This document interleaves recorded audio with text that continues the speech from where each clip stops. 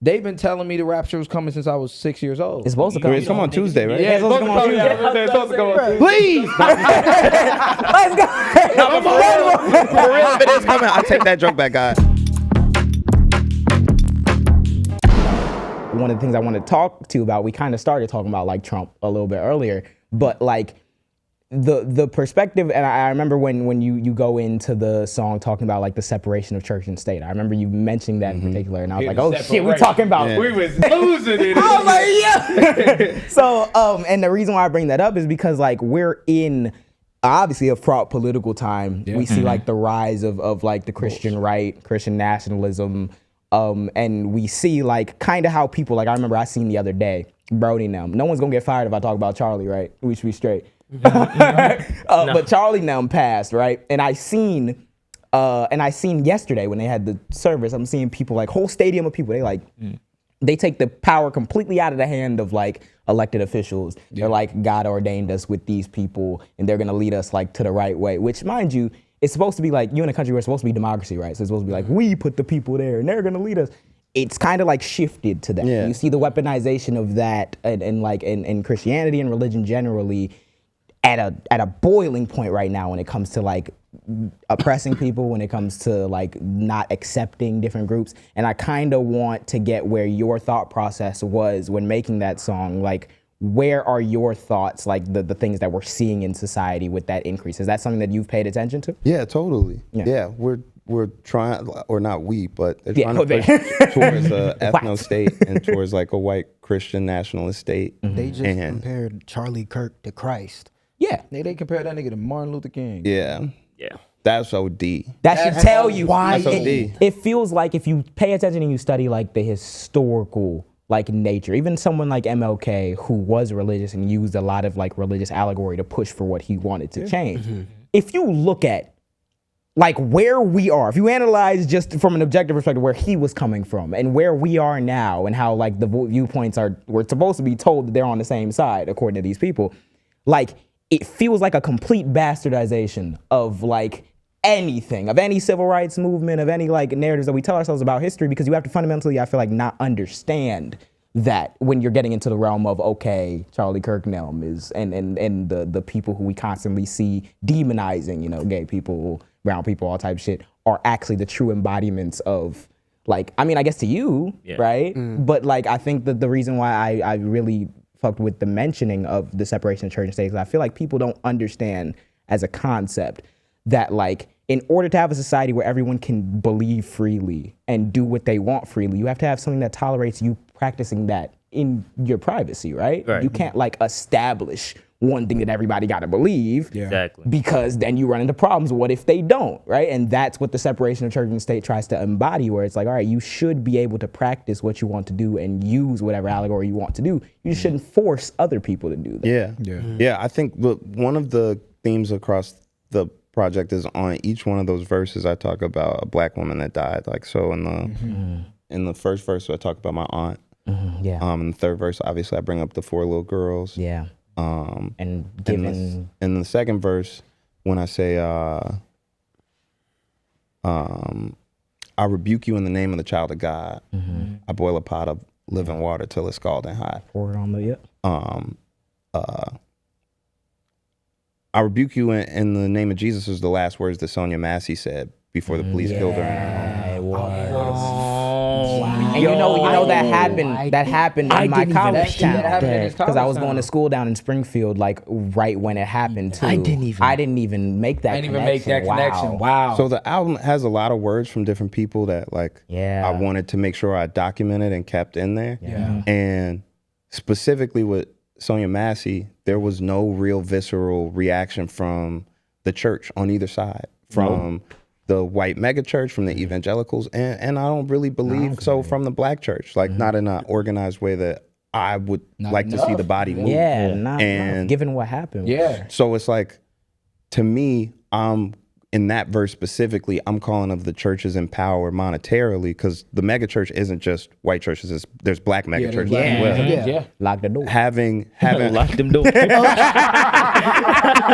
Hey, that's my man. That's my man. Just had it. Shout out Marvin. I'm crying.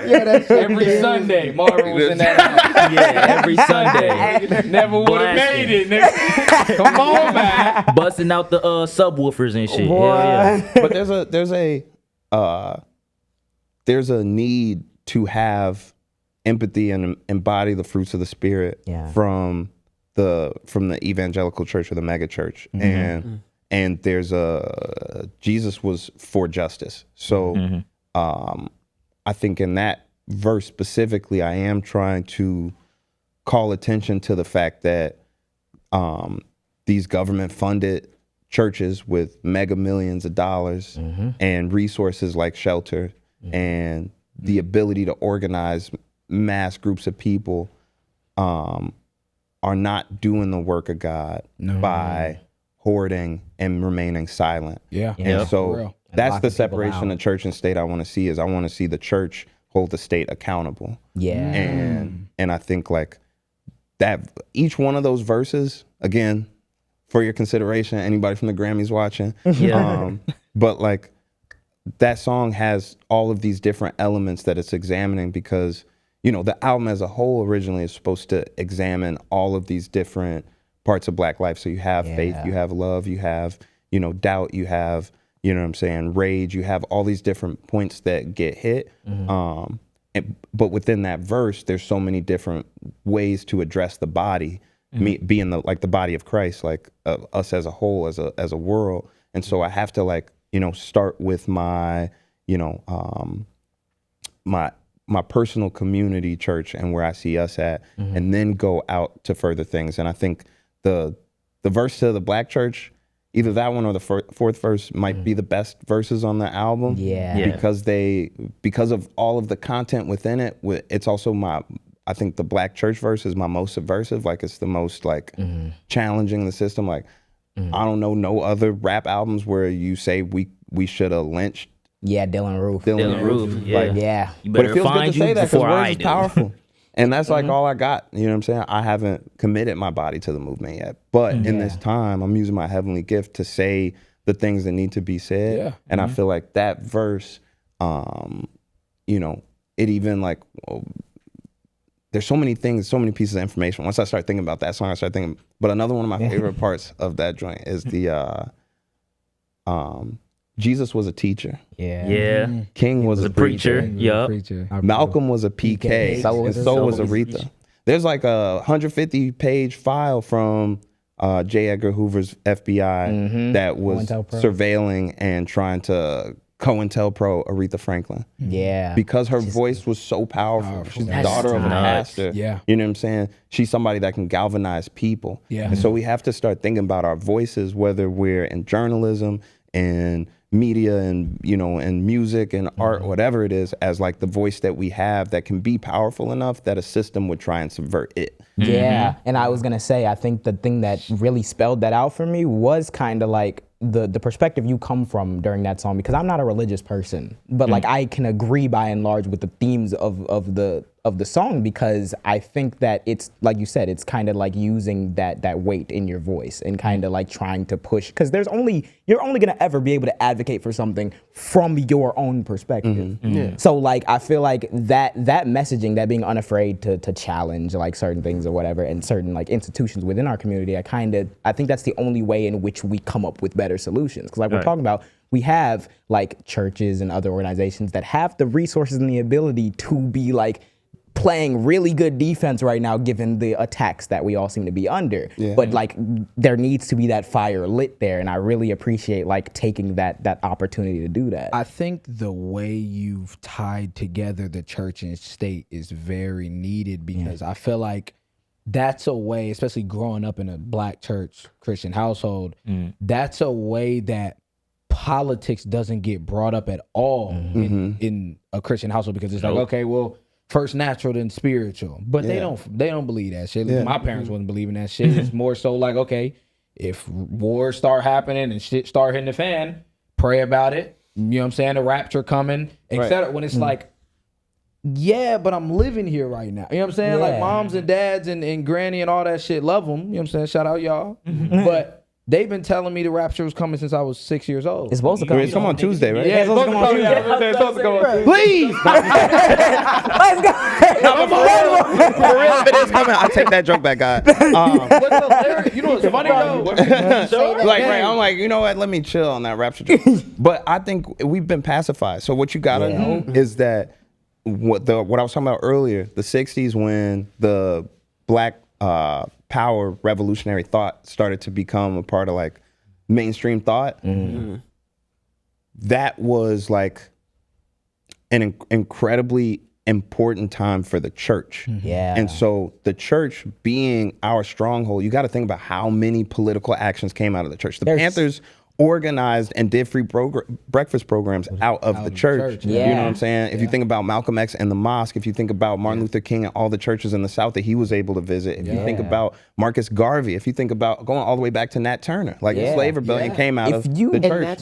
That's where we're able to convene. And that's also where like a lot of our political power or amassing power comes from. So even today, representatives, a lot of them got their start like in the church during like the Black Civil Rights movement. But them niggas be sellouts. I'm sorry to say that. Them niggas be sellouts. That's the thing. What I'm saying is that the church needs to take its time in finding young people of action and with organizing power and bring them into the folds and the bosom of the church in a way that they can be stronger, because the older people, we're still scared of MLK. Like as much as we try and clean up his image to be this pacifist, like niggas was scared of MLK. He was considered a troublemaker. So the churches were scared, but they weren't so scared that they wouldn't house him, that they wouldn't give him a place to organize and speak from. And that's standing up. We got to do that. Like fuck the government officials. Like that's a line in letters where I say, you know, when the shit is really on, your dogma is Silent Bob. That's like a nigga that was silent in the Jay and Silent Bob movies. But like, you have nothing to say.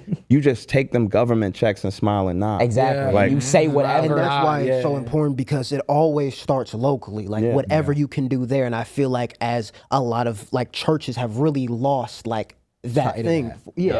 Churches, especially growing up, bro. I be telling these niggas, I'm like, growing up, bro, like my church is one of those churches where it's like we got churches in different places of the United States. We was doing fucking turkey giveaways. We was doing all that shit. And it's like, that's church. I feel like, especially Black church, it needs to redefine its ideals. What are we really here for? What are we really What's the doing future that we What's need the to get future to? that we Because lead? at least in my mind, even as somebody who's not religious, looking from that perspective, I think the only way in which Black people get to have like religious autonomy and continue that tradition like in our community is if we're not actively being attacked and like trying to be killed all the goddamn time. That's facts. I mean, they bomb churches, so it's not like they don't understand the stronghold. They get it. But what I'm saying is that there's got to be I'm glad you said locally. There has to be a pastor or somebody that watches this interview that says, okay, on an organizing level, who do I know, whether it's in our community, in our immediate surrounding community, or through Facebook or whatever, that I know be organizing? Not an elected official that can come and give us more funding, but who's a person that needs help that I could bring into the folds of this church and have them and be able to impress upon them and have them impress upon us, because we need that in multiple spaces all at the same time so that then we can coagulate. Because it feels like oftentimes like politics and politicians are like, you know, public pollsters. Wherever the wind goes on what people are feeling, and they'll try to contort themselves. They know that they need the Black vote, so they'll go to the Black church. Every church that I've been to, at least once, we had somebody that was an alderman or running for mayor or running for Congress or running for something that'll come and, you know what I'm saying, say their prayers, and then when they go on, if they get to the pulpit, they start code switching and talking like a Baptist preacher and shit. So I remember when they put the Southern twang on that. It's like, hey man, that's not how you talk. And I'm like, hey, that's not. Just when it comes to the Black church, like I remember growing up, Granny, I'm so sorry, I love you. But like, that's a crazy. I know. It's a crazy start, but like they spent 5 racks on a fucking printer or like a fax machine, and I'm like, y'all spending the money and resources on all these other things. And especially, like, I don't want to criticize the black church a lot because we already go through so much scrutiny, but it's the fact of, like, you already understand the struggles we go through every single day. And when you have those resources and you can allocate it, like we're saying, locally, you can help so many people. That's why But the politicians come there, aren't there. because the community there already. So if the community can draft up like what the future looks like, whatever, then the politician can respond to that and be like, okay, I'm going to advocate on behalf of y'all, instead of just like doing the generic, let me preach, let me say something. It's also outreach. Like you have to step outside of it. Like you can keep God centered and be about evangelism or fellowshipping without it always being like, okay, we're inviting everybody to Bible study. When I was a kid, they used to run the illest basketball tournament on Halstead in our parking lot. And like people that didn't go to our church originally joined our church, young folks, because they had certain things, the church picnic, certain things that would bring people Bible out. school and shit, you know what I'm saying? that. Vacation Bible school was like every summer. That's the biggest thing. So we That run shit was fun as fuck. we run a vacation Bible school. It used to be at two churches, at Lilydale Baptist and Progressive Baptist. Now it's at what's the church that it's at now? At Apostolic now, called Kids of the Kingdom. And that's how you bring parents into the churches. If they have a place where they could send their kids affordably, that's like out of danger, and like at a church, once you get there, everybody's nice. It's like, oh, I might start coming here on Sundays. And you get people to buy in, and then, but then it's like, okay, what are we doing in the community outside of just bringing them here on Sundays that's going to have further impact, bring more people into the church, and also positively affect the community around? I grew up in a very like, it was church, but with shit like that, what it does is it makes you understand what the real values of religion are. Like, I'm not a super religious person either no more. Like, I'm not super into like the Bible and shit like that, but I still hold those ideals because I'm like, bro, I remember being in church with these people that they did really care about us and they did really want the best for us, and they didn't just be like, oh, fuck gay people. You know what I mean? Like, those wasn't shit that we grew up around because it was actual community and shit. That's what we need more of. And those people are part of the community. So once you churches see that, also often like devolve into not political spaces, but like hierarchical spaces where there's like, you know, these are the saints and these are the ushers. They do and that like, shit all like this person needs of this and this person needs of that. And then like, that's what a lot of the first verse is about, is like the gossip that like comes with being in a church. So my church is super small. Church that I've been going to, my great grandmother went to this church. So it's like there's certain families that feel like they deserve certain things, certain people that be beefing. Like you was just saying a second ago, it would be people that was gay that would get pushed out, or would be people that had a kid, you know, that felt like they was or something, you know, like that. Yeah, like, shit happen all the time. So and with that, you don't even get like the criticism can't like pass through because of those hierarchies. Because you never want to violate that at exactly. all. Once you get into a space of like, this church is about how people dress and how, what, like, it's got to be about building people up in order to like to have any power. Thank you for watching this long. If you haven't already, subscribe. What are you doing? What are you doing? What are you doing? You think we just sitting here doing it for nothing? You think you're gonna sit here and not Need do shit? Like, I know you're not subscribed. Click it. cool.